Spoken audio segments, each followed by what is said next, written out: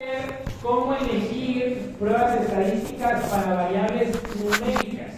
Habíamos visto en clases anteriores, lo primero que vimos en el semestre fue aprendimos a clasificar las variables categóricas de las numéricas y les decía que todo lo que veríamos a lo largo del semestre dependía justo de que hiciéramos una correcta clasificación de esas variables. Entonces, tenemos aquí, el día vamos a ver cómo obtener, elegir. Ahora, para términos generales, nuestros objetivos de investigación o análisis de datos lo podemos hacer en dos. En uno que son cuando buscamos comparar grupos, y el otro cuando buscamos evaluar la relación entre variables. Para hoy solamente vamos a ver pruebas para comparar grupos. ¿Qué significa Categóricas. Variables categóricas. Variables numéricas. ¿Ok?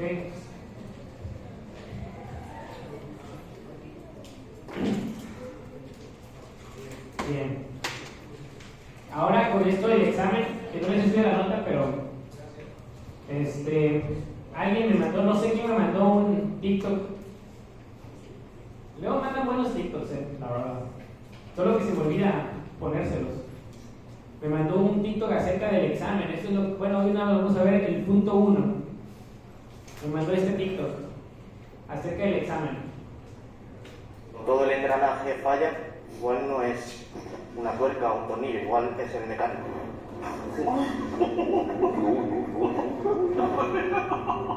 Pero bueno, lo vamos a ver con datos, a ver qué tal. En otras palabras dijeron, si a todo el grupo le va mal el examen, no es problema de los alumnos, ¿es de quién? El maestro. Ok, ¿qué prueba elegir? ¿Qué prueba elegir? Vean, lo que tienen ustedes en sus manos es este diagrama. Y el diagrama lo podemos dividir en 5 o 6 niveles de preguntas. ¿Y se manden? Sí, hay en español, pero no me gusta cómo está. Los pasantes quieren hacerles una traducción, pero no han tenido tiempo. Entonces, ellos quieren hacer la traducción, en cuando tengan tiempo se las hacen, pero han estado ocupados con otras cosas. Entonces, pero aquí lo vamos a ir viendo. Entonces, 5 o 6 niveles de preguntas. Vamos a ver las diferentes preguntas. La primera pregunta que podemos tener es la que aparece está arriba, y la pregunta es: ¿quieren ustedes analizar la diferencia entre grupos o entre mediciones, sí o no? La palabra diferencia también la podemos frasear como ¿quieren ustedes comparar? Cuando hablamos de evaluar diferencia o de comparar grupos, estamos refiriéndonos a lo mismo, que es justo lo que les puse aquí. Si ustedes no quieren evaluar la diferencia, si el objetivo del estudio no es comparar grupos, probablemente lo otro que queramos hacer es relación, evaluar la relación entre variables. ¿Okay? Tenemos dos opciones de respuestas. Sí, entonces seguimos con el programa que les acabamos de dar, y si no, entonces buscamos otro tipo de pruebas. ¿Okay? Segunda pregunta. Ahí está. La segunda pregunta tiene que ver con las muestras o las mediciones, ¿son independientes o son dependientes? Y hay una línea que se va a la izquierda y a la derecha. Y entonces, la pregunta aquí es: ¿qué son muestras independientes y qué son muestras dependientes? Hablamos de muestras o grupos independientes cuando estamos comparando grupos diferentes. Otra vez, independiente es cuando comparamos grupos diferentes. Yo quiero comparar a quién le va mejor en patología, sea los hombres o las mujeres. ¿Son grupos iguales o son grupos diferentes? Entonces, ¿un grupo qué? Independiente. Quiero comparar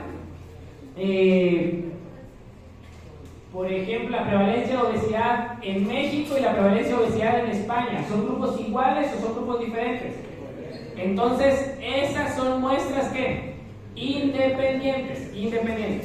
Entonces, grupos o muestras independientes cuando tenemos grupos diferentes. Lo otro es que tengamos grupos dependientes. Un grupo dependiente es cuando tenemos un mismo grupo y en ese mismo grupo hacemos dos o más mediciones de la misma variable. Vean, son tres cosas. Un grupo, dos o más mediciones de la misma variable. Otra vez. Un grupo, dos o más mediciones de la misma variable. Ahora, por ejemplo, yo quiero medir con ustedes su resistencia física. Bueno, no, yo no, el doctor Cristian quiere medir su resistencia física. Y les va a medir la resistencia física, o se las midió al principio del semestre. Y al final del semestre va a volver a medir la resistencia física. ¿Cuántas veces midieron la resistencia física de ustedes? Dos. ¿Es la misma variable, sí o no? Sí. ¿Cuántos grupos? El mismo. Entonces, si es un mismo grupo que mide la misma variable, dos o más veces, hablamos de grupos dependientes. Cuando hablamos de grupos dependientes, también podemos hablar de grupos pareados.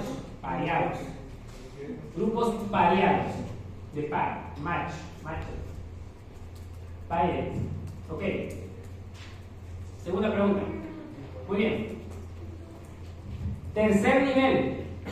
Esta quizás es una de las preguntas donde más nos complicamos, Esta, de grupos dependientes o independientes. Ayer me habló, bueno, no, fuera chisme hoy. ¿Cuántos grupos son? Y existen dos opciones. Que existan dos grupos o dos mediciones. Cuando hablamos de dos grupos, son muestras dependientes o independientes. Independientes. Y si hablamos de dos mediciones, dependientes. Por ejemplo, ahí a un mismo grupo le estoy haciendo dos exámenes. En la misma variable, el examen lo mido dos o más veces, es grupo dependiente. Entonces, a la pregunta de cuántos grupos o cuántas mediciones, la primera opción es 2. Y la segunda opción es 3 o más grupos, 3 o más mediciones. ¿Ok? 3 o más grupos o 3 o más mediciones. Yo quiero evaluar a gente de Perú, Brasil, México, o quiero evaluar el peso en un grupo de personas, pero les evalúo 3 o 4 veces. ¿Ok? ¿Qué tipo de datos tenemos? O dicho de otra forma, ¿cuál es el tipo de la variable? Y tenemos que en su flujograma viene esta palabrita, dice intervalo por razón. Esto es un sinónimo de variables numéricas. Entonces, donde dice intervalo razón en su flujograma, es lo mismo decir variables numéricas. Y entonces, el flujograma hace 3 categorías o 3 distintas variables. Primero, las variables nominales, variables que no tienen un orden por sí mismos en sus categorías. Luego, las variables ordinales. Y a las variables continuas y discretas las agrupa en variables numéricas. Ya, 3. Quinta pregunta. Sí. ¿Nominal y numérico? Nominal es una variable categórica. Categorías. Y numéricas son números que tienen un significado por sí mismo. Ok, la quinta pregunta es: ¿los datos tienen una distribución normal, sí o no? Y hay dos posibles opciones de respuesta: sí, no. Ahora, para evaluar si los datos se distribuyen normal, tenemos un montón de pruebas estadísticas, pero en Jamovi utilizamos la prueba Shapiro-Wilk. Otra vez, ¿qué prueba estadística utilizamos en Jamovi para evaluar normalidad? Shapiro-Wilk. ¿Qué prueba utilizamos? Shapiro-Wilk. Ok. Ahora, ¿qué es eso de la distribución normal? La distribución normal, ya lo vimos en las primeras clases de análisis exploratorio, es cuando los datos se distribuyen así como una campana de gatos. Que si colocamos a la mitad la media, el lado izquierdo va a ser muy parecido al lado derecho. Así. Y la distribución normal podemos evaluarla de muchas formas. Vamos a ver tres hoy. Entonces, ¿cómo evaluamos la distribución normal? Quienes traigan Jamovi pueden abrir su Jamovi, ¿eh? Quienes traigan su Jamovi pueden abrirlo.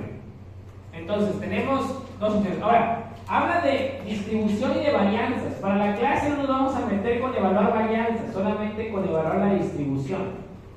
Entonces, si se distribuye normal y tiene varianzas iguales o no se distribuye normal. Para evaluar la normalidad, ¿qué prueba usamos? Shapiro-Wilk. Y después de eso ya podemos elegir la prueba estadística.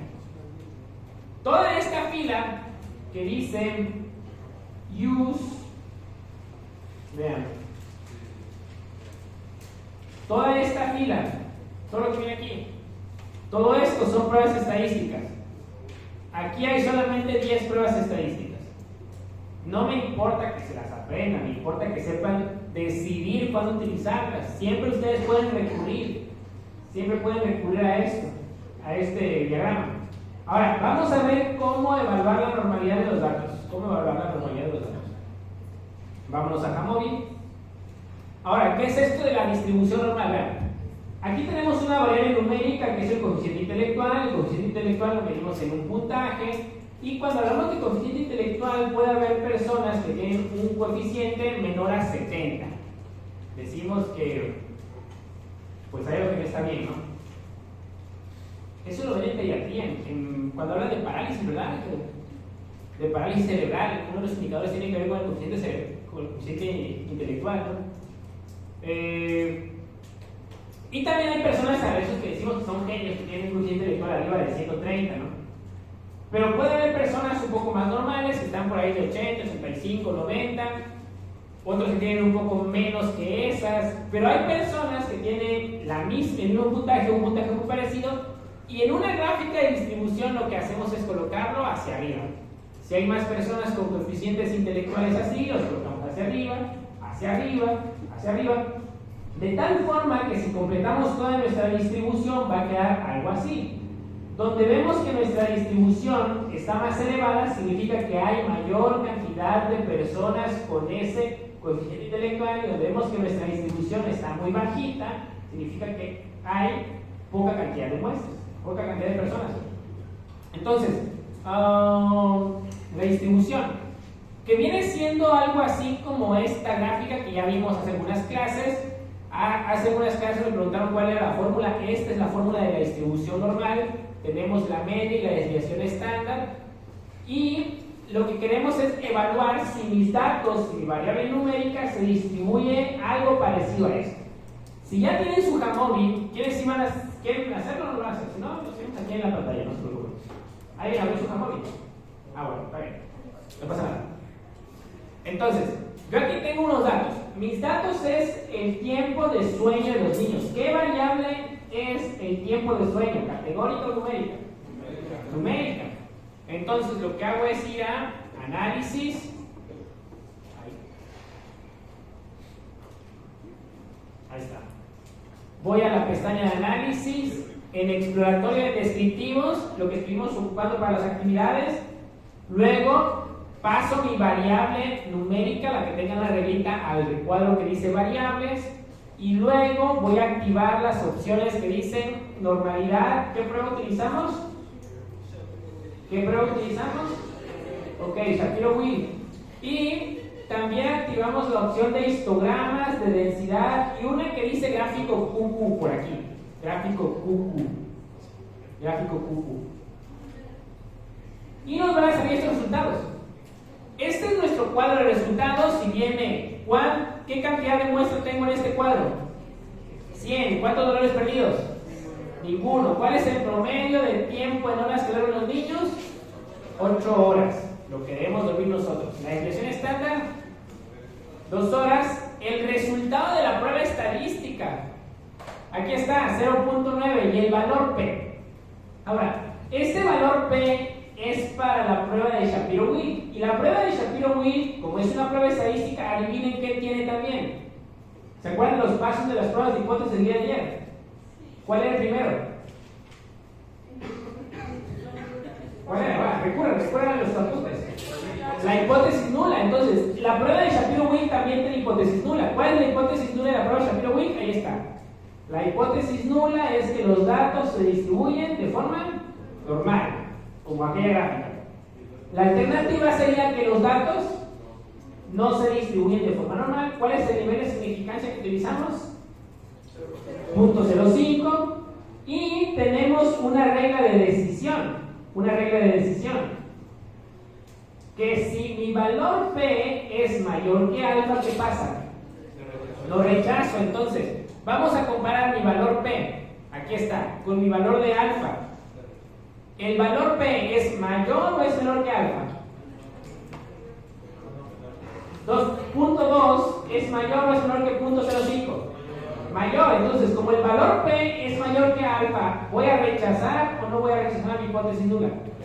No. Y si yo no rechazo mi hipótesis nula, entonces, ¿cuál es mi conclusión de esta prueba estadística? Que mis datos se distribuyen de forma normal. Otra vez, si mi valor P es mayor que alfa, yo no rechazo mi hipótesis nula. Mi hipótesis nula era que, acá está arriba, los datos se distribuyen de forma normal. Y como no la estoy rechazando, entonces mi conclusión es que el tiempo que duermen los bebés se distribuye de forma normal. Esa es la primera forma para evaluar la normalidad. ¿A través de cuál prueba? Shapiro-Wilk. No es la única, existen muchas más. No es la única, existen muchas más. La siguiente forma es evaluarla a través de la gráfica de distribución, que es esta. Olvídense del histograma, que son las barritas. Vean, esta gráfica de distribución, ¿ustedes la ven cercano a los simétricos, sí o no? Aquí, esta. ¿Sí? ¿El lado izquierdo se parece al lado derecho? O sea, no está igual, pero ¿se parece? Sí, no, un poco. O sea, yo veo como que sí se parece. Vean, sí, aquí tiene una caída y acá no, pero fuera de las colitas se parece. Según esta gráfica podemos ver que mis datos sí se distribuyen cercano a lo normal. La tercera forma de evaluar la distribución es a través de este gráfico. Este gráfico se llama un gráfico de cuantil-cuantil y tiene una línea diagonal atravesada. Cada puntito significa un individuo según la posición de la distribución. Y decimos que mis datos se distribuyen de forma normal cuando los puntitos están pegados a la línea diagonal. ¿Ustedes ven que los puntitos están pegados a la línea diagonal? La mayoría sí, ¿verdad? Vean, aquí en estos puntitos, déjenme pintarlos de color rojo. Esos puntitos, esos que se salen un poco, esos puntitos corresponden a esta barra que está aquí, que también se sale de la distribución, vean, corresponden. Y claro, estamos viendo que la barrita se sale de mi línea de distribución y también allá, pero fuera de eso, la mayoría de los datos se distribuyen de forma normal, ¿sí o no? Entonces, con la prueba estadística, con la distribución y con el gráfico de densidad y también con el gráfico de cuantil-cuantil, gráfico Fuku-Plot, decimos que los datos se distribuyen de forma normal. Ya que decidimos que era la pregunta 5 de nuestro tenemos una última pregunta. Esta última pregunta solamente nos la hacemos para qué tipo de comparaciones, para aquellas comparaciones que tengan 3 o más grupos, solo para esas. Si ustedes ven en su cuadrito van a ver que la última pregunta solamente se hace para las ramitas de 3 o más grupos. Dice: en el caso de las pruebas para más de 3 grupos, ¿el valor P fue menor de 0.05, sí o no? Si el valor P es menor de 0.05, entonces hacemos más pruebas estadísticas, ¿vale? Si el valor de P es mayor que 0.05, ahí se detiene nuestro análisis. Ahora, ya que estamos aquí, es justo ese, ya que estamos aquí, quiero puntualizar una última cosa. Vean, ¿cuántos tipos de variables encontramos en nuestro diagrama? Aquí tenemos variables, intervalo de razón, que son variables que numéricas. Tenemos variables nominales y por acá tenemos variables ordinales. Ahora, vean, las variables nominales salen de aquí. ¿Qué tipo de datos hay? Agarran, llegan aquí a nominales y se vienen directo a la prueba estadística. La variable nominal sale de aquí y se viene directo a la prueba estadística. La variable ordinal sale de aquí y se salta ese cuadro. Se viene directo a la prueba estadística. Igual acá, la variable ordinal. Ahora, cuando hablamos de variables numéricas, antes de llegar a la prueba estadística pasan por un cuadrito. ¿Qué quiere decir? Que nosotros evaluamos la normalidad de los datos solo para variables numéricas. Otra vez. Evaluamos la normalidad de nuestros datos solo para variables numéricas. Una vez más. ¿Para qué tipo de variables evaluamos la normalidad de los datos?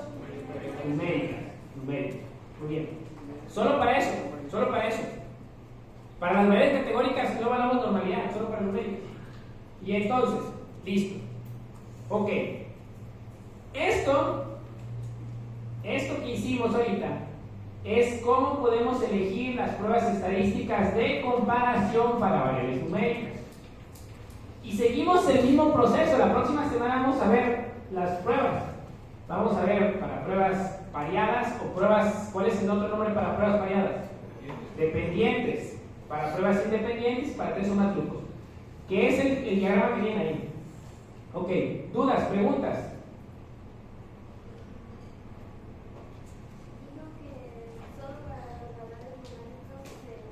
Sí, solo para variables numéricas se evalúa la normalidad. ¿Qué más? ¿Repetimos de nuevo? Sí. Vean, son 5 o 6 preguntas.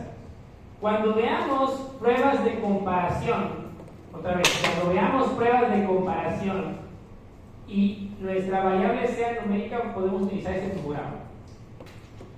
¿Cuáles son las preguntas? Primero, ¿quieren analizar diferencias, sí o no? Segundo, las muestras son independientes. ¿Qué es independiente y qué es dependiente? Díganme un ejemplo de muestras dependientes. Dependiente. Ok, si quieren medir cuánto ha crecido a lo largo del tiempo, bien, ¿cómo? Por ejemplo, ¿qué vas a medir en los alumnos de medicina? ¿Qué mides? Vea, dice ahí, comparamos en un mismo grupo dos o más mediciones de una misma variable. En el caso de Harris, el mismo grupo son los recién nacidos. Van a medir el peso, ¿cuántas veces a lo largo de la vida? En un mismo grupo, una misma variable, varias veces. Un ejemplo de muestras dependientes. Dependientes, sí.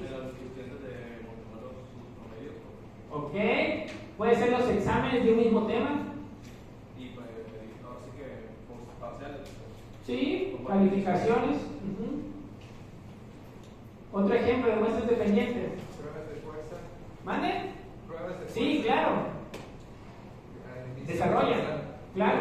Sí, digamos que alguien quiere empezar un régimen de ejercicio, un programa de ejercicio, le pueden tomar las pruebas de fuerza al principio y... Sí, muy bien, pruebas de fuerza para ver cómo va la evolución del programa de ejercicio, ¿no? O de la rehabilitación también.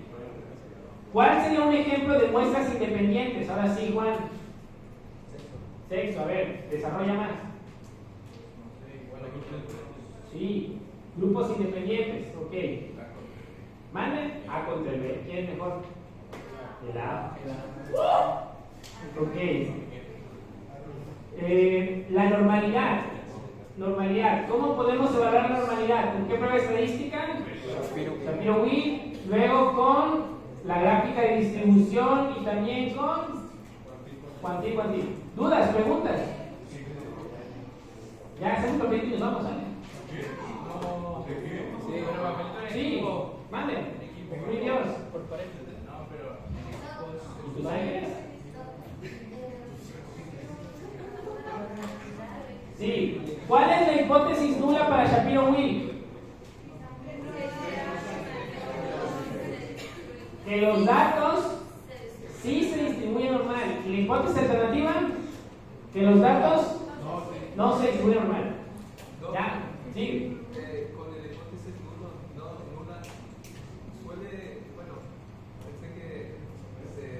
Sí, pasar. sí, que no. Se redactaba de una manera Sí, negativa. sí. Pero ¿por qué tercero? Esa es una de esas pocas excepciones en las cuales para las pruebas de normalidad generalmente la hipótesis nula es así. Pero fuera de esto, la mayoría se frasea como no hay, no existe, no, negativo, algo así. Ok, bien. Déjenme poner su aplicador y ya.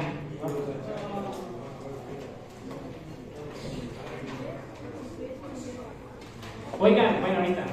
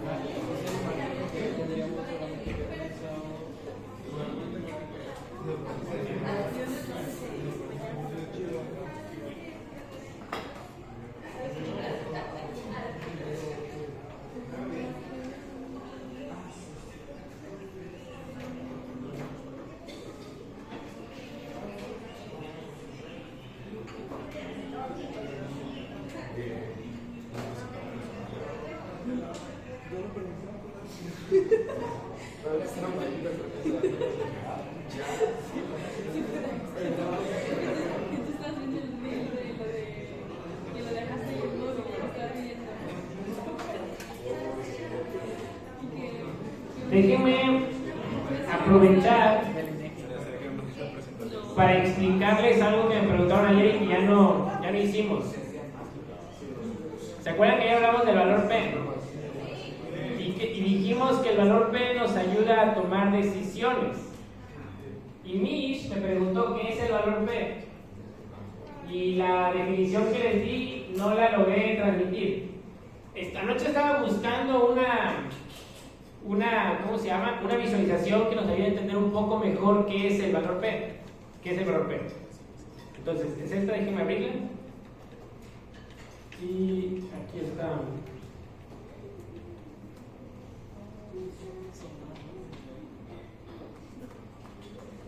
Ok. Vean, lo que hace esta visualización es simular cosas que no pasan en la realidad.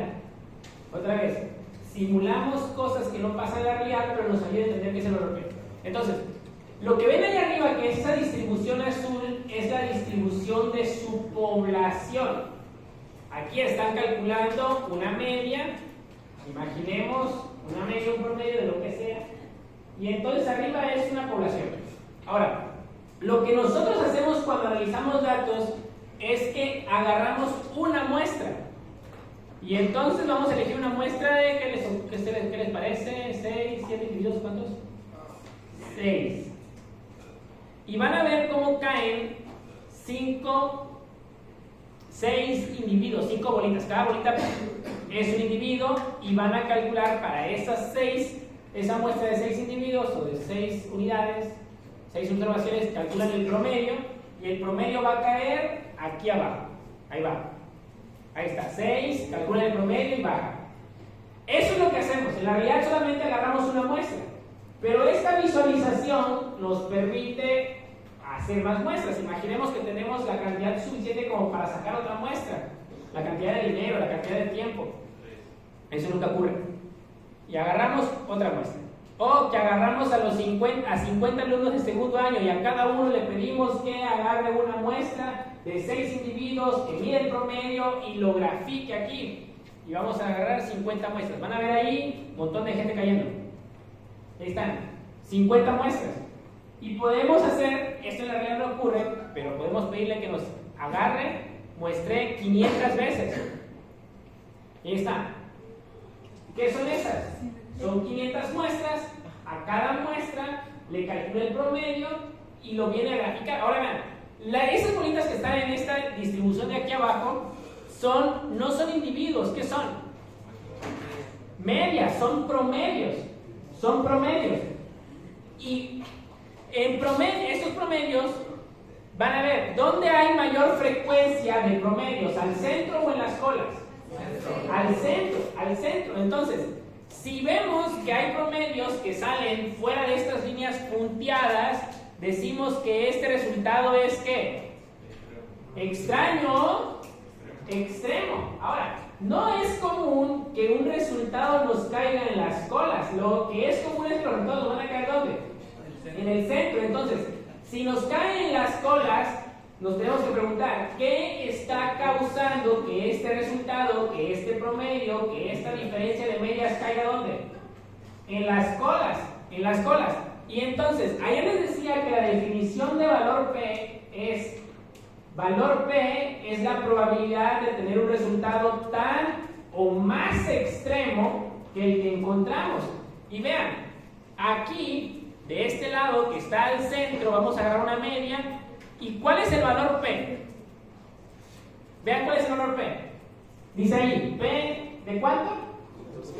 0.7. Es decir, la probabilidad de encontrar un valor tan o más extremo es de 0.7. Y el valor P está ejemplificado en esa imagen con todos los puntitos que están de color azul. Si nosotros sacamos la proporción de puntitos que están en color azul, nos va a dar 73%. Es decir, valor P es la probabilidad de encontrar un valor tan o más extremo. ¿Cuál fue el promedio de este valor? 102. ¿Cuál es la probabilidad de encontrar un valor tan o más extremo? ¿De cuánto? De 0.7. Ahora, el promedio de este puntito es de cuánto? De 114. ¿Cuál es la probabilidad de encontrar un valor tan o más extremo que 114? 0.016. Sí, la probabilidad es que muy baja. Y si estamos encontrando un valor muy extremo que no es usualmente, no es normal que lo encontremos, entonces decimos, aquí está pasando algo raro. ¿Se acuerdan del ejemplo de ayer? Que el ejemplo de ayer dijimos que teníamos dos grupos, uno por intervención de ¿qué? De dieta y otro por intervención de medicamentos. Entonces, si nuestro grupo tiene un peso, no del lado izquierdo, no del lado derecho, sino del lado izquierdo, de por aquí, nuestro grupo de peso tiene una media de 85, ¿cuál es la probabilidad de que encontremos un resultado tan o más extremo? 0.015. Ese valor P nos da evidencia contra la hipótesis nula. Mientras más pequeño sea nuestro valor P, tenemos mayor evidencia. ¿Por qué? Porque significa que hay algo en nuestros datos que está haciendo que nuestro grupo de dieta tenga un peso ¿qué? Menor, un peso extremo. No sé si logro transmitir la idea. No. Está bonita la visualización, pero quién sabe qué está diciendo, ¿verdad? La evidencia que se va a conseguir siempre va a ser en contra. Sí, siempre es en contra de la hipótesis nula. Siempre es en contra de la hipótesis nula. La idea del valor P es que el valor P nos dice mi resultado es muy extremo o no es muy extremo, está a la cola o no está a la cola. Si está a la cola significa que hay algo que está causando y generalmente eso algo que está causando ya lo pusimos en nuestra hipótesis alternativa. ¿Quién sabe qué fue el maestro, verdad? Mande, que es muy extremo, que es muy extremo. Es muy extremo. La probabilidad de encontrar un valor tan extremo. Ok. Si no entendieron, no se preocupen. Ustedes, lo que me importa de esto es que ustedes aprendan a utilizar el valor P. ¿Y el valor P cómo lo utilizan? Comparando el valor P con alfa. Si el valor P es mayor o es menor. Al revés lo dije, ¿verdad? Ok. Bien.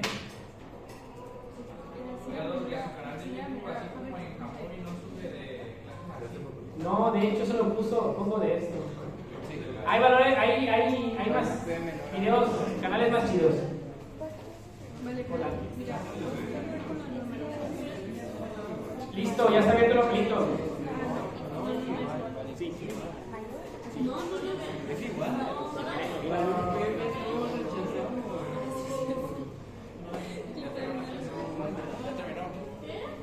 rapidito ya. 5 minutos.